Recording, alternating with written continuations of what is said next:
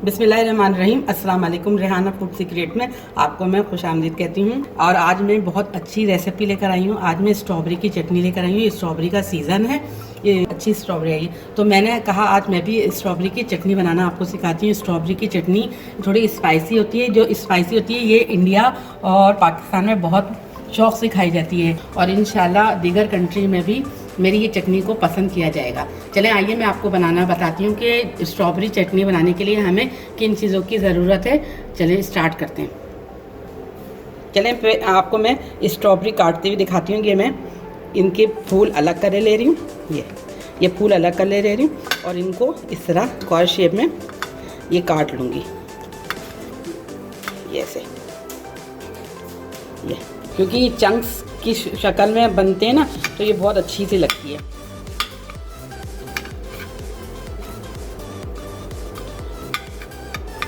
Strawberry का शरबत बहुत मज़ेदार बनता है, स्ट्रॉबेरी शेक और स्ट्रॉबेरी जैम ये भी बहुत अच्छा बनता है। मैं आपको स्ट्रॉबेरी शरबत और स्ट्रॉबेरी जैम भी बनाना बताऊंगी, लेकिन आज मैं स्ट्रॉबेरी की चटनी बना रही हूँ। इसी तरह मैं और भी काटती हूँ, आप भी काट के मैं आपको सारे दिखाती हूँ। ये मैं आपको काट के दिखाती हूँ।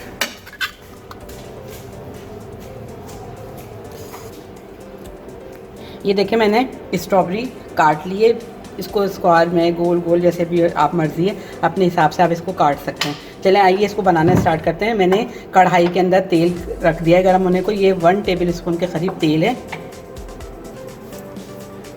ये एक इंच के टुकड़े को मैंने घिस लिया था, इसको अदरक को, इसको हम भूनेंगे। ये देखें, इसको सौते करेंगे हल्का सा, क्योंकि चटनी में ना अदरक ज़रूर जाती है। ये 1 इंच का टुकड़ा है अदरक का, इसको मैंने क्रश कर लिया था। ये जब ये हल्का हल्का सा भूनने लगेगा तो फिर मैं इसके अंदर स्ट्रॉबेरी डाल दूँगी। स्ट्रॉबेरी डाल के चीनी डालूँगी और इसके साथ में मैं 2 कप पानी डाल दूँगी।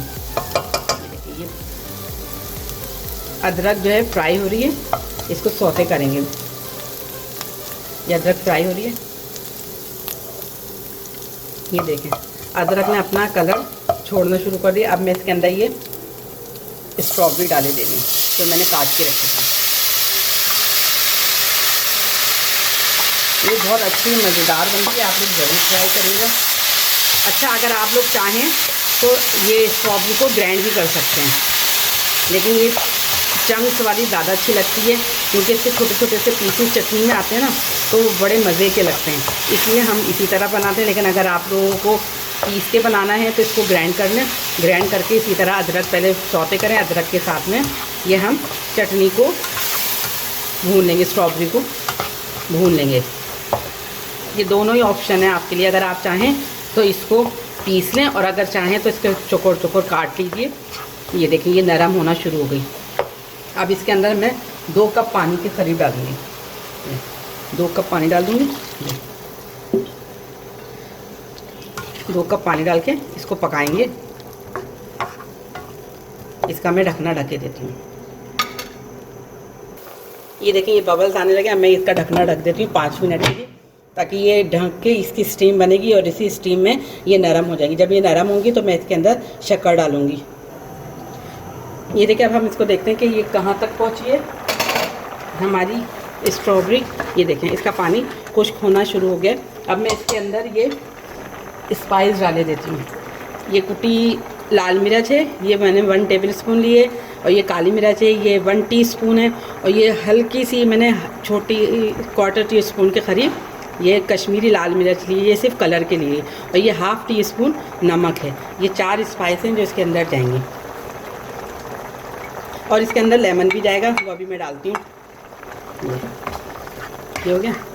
अब हम इसको तेज़ आंच पे पकाएंगे, क्योंकि ये देखें ये हमारी स्ट्रॉबेरी गलना शुरू हो गई है, और अभी शक्कर भी अपना पानी छोड़ेगी, तो इसलिए हम इसको फुल फ्लेम पे इसको पकाएंगे।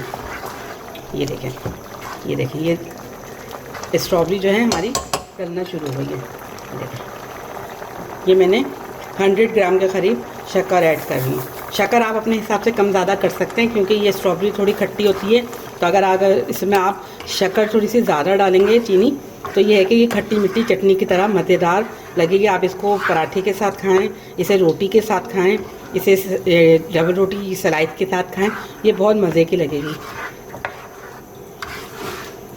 ये एक तरह से खट्टी मीठी चटनी होती है। ये देखिए शक्कर ने कितना पानी अपना छोड़ना शुरू करा है।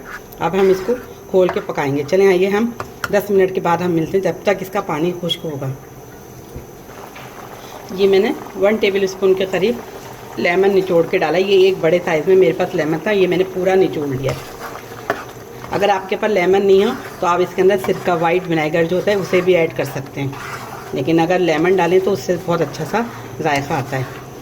और लेमन ज़्यादा नहीं डालिएगा क्योंकि स्ट्रॉबेरी वैसे ही खट्टी होती है। अगर आपने लेमन ज़्यादा डाल दिया तो बहुत ज़्यादा खट्टी हो जाएगी, इसलिए एक लेमन बहुत होता है। लेमन इसलिए डाला जाता है कि ये लॉन्ग टाइम थोड़ी सी चल जाती है, 1 हफ्ते या 10 दिन इस तरह ये हमारी चटनी सेफ हो सकती है। चलें जब तक कि ये पक रही है हम इसको 10 मिनट तक ऐसे ही चलाते रहेंगे। 10 मिनट के बाद मैं आपसे मिलती हूँ। ये देखें, ये हमारी स्ट्रॉबेरी चटनी तैयार हो गई है। इसको हम इतने ही उस पर उतारेंगे चूल्हे पे से।